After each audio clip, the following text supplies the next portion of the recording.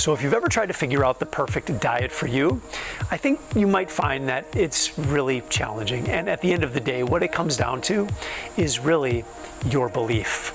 And the only reason I say that is because if you go to the literature, if you go to the science, if you listen to the dietitians and the nutritionists, there are some clues that we can derive from science, but science does not tell us what the perfect diet is for you, for me, or for anyone else for that matter. And to be honest, I mean, one of the things is it's very challenging to do nutritional studies because as humans, there are so many different inputs.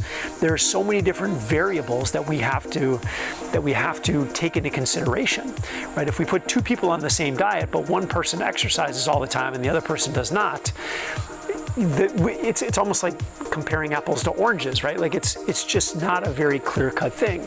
So with that being said, how do you figure out what the best nutrition plan is? And you're going to get all kinds of different things from all kinds of different people. But what is ultimately best for you? And this used to drive me absolutely insane, right? And I've tested and tried all kinds of different things. And that's one way to do it, is to test all kinds of different things and see what ultimately delivers the best results for you. And then we even have to figure out what does results actually mean, right? Is it just weight loss or is it more than weight loss, right? So again, there's a lot of stuff here, but the one way you could do it is test a bunch of things. And that's what I did many, many years ago.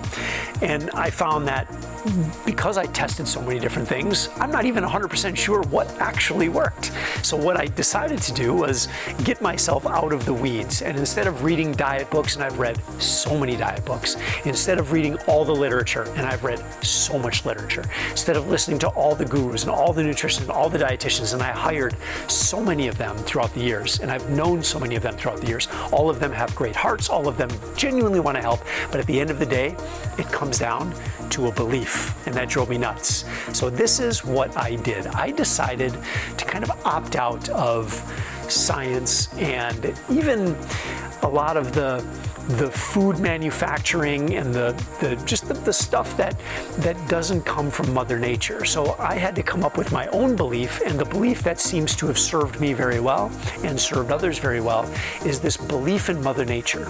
So I opted out of traditional food. When I say traditional food, I mean processed, refined stuff. I opted out of all the science, all the nutritionists, all the calories and the macros and all those kinds of things. Now, there might be some value there. Don't get me wrong. I'm not saying there's no value, but I didn't want to be in the weeds. And when I did that and I started eating what I would consider to be just real food, I put my faith and my belief in this thing called Mother Nature, real food, meat, veggies, nuts, seeds, and fruit, and I decided to go all in on that. It was between 15 and 20 years ago, if I do the math. It's been a very, very long time.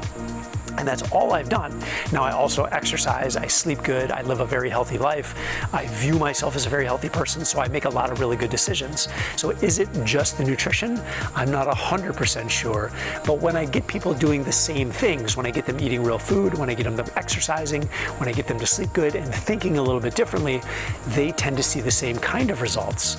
So it's a way for us to kind of opt out of the mess and for us to fall into a belief, because every nutrition program that you do is a belief, but to fall in a belief that relies more on Mother Nature than it does some of these other external man-made sort of things.